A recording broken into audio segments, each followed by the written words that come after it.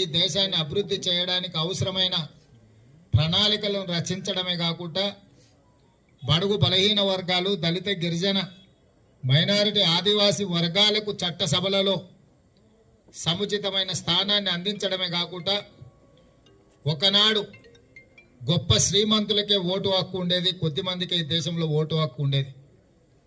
ఆ ఓటు హక్కు శ్రీమంతులకు, గొప్ప వాళ్ళకే కాదు, దళిత సోదరులకు, గిరిజనుల సోదరులకు, ఈ దేశంలో ప్రతి పేదవాడికి ఓటు హక్కు ఉండాలి.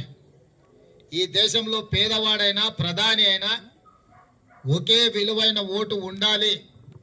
వాళ్ళ నాయకుడు వాళ్ళే ఎన్నుకునే విధంగా ఈరోజు మనకు అవకాశాన్ని, అధికారాన్ని డాక్టర్ బాబాసాహెబ్ గారు అందించారు.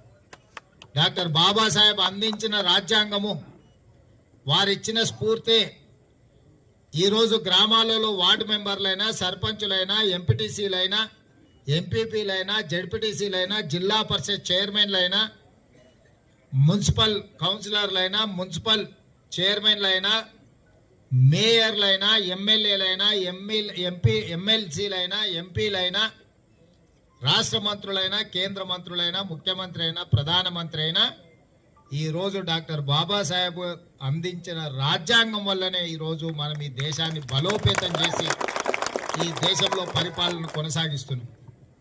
బాబాసాహెబ్ అంబేద్కర్ ఒకవేళ రాజ్యాంగాన్ని మనకి ఇవ్వకపోయిన ఉంటే మనం పుస్తకాలలో చదువుకుంటున్నాం, వెట్టి చాకిరని మనం పుస్తకాలలో చదువుకున్నాం.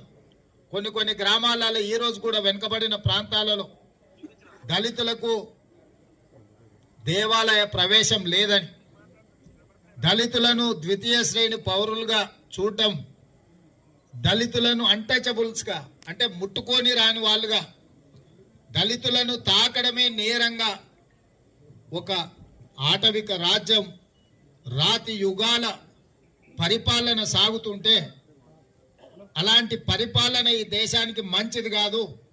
దళితులు, గిరిజనులు, ఆదివాసీలు, మైనారిటీలు మనతో సమానము, మనమందరం మనుషులము, మనమందరం కలిసి ఉండాలి, మనుషుల సహజీవనంతో, సమయనంతో మనం ముందుకు సాగాలి అని బాబాసాహెబ్ అంబేద్కర్ గారు మనకు రాజ్యాంగాన్ని ఇవ్వడంతో ఈరోజు మనం అందరం, ఎవరి ఏ కులమైనా ఈ వేదిక మీద, లేకపోతే ఇక్కడున్న వాళ్ళందరం, ఈ సమూహం అంతా మనం అందరం కలిసిమెలిసి కూర్చున్నాము అని అంటే ఈ సామాజిక పరివర్తన డాక్టర్ బాబాసాహెబ్ అంబేద్కర్ గారు అందించిన స్ఫూర్తి. అలాంటి డాక్టర్ బాబాసాహెబ్ అంబేద్కర్ కనిపించని దేవుణ్ణి ఎట్లా మొక్కుంటున్నామో మన కళ్ళ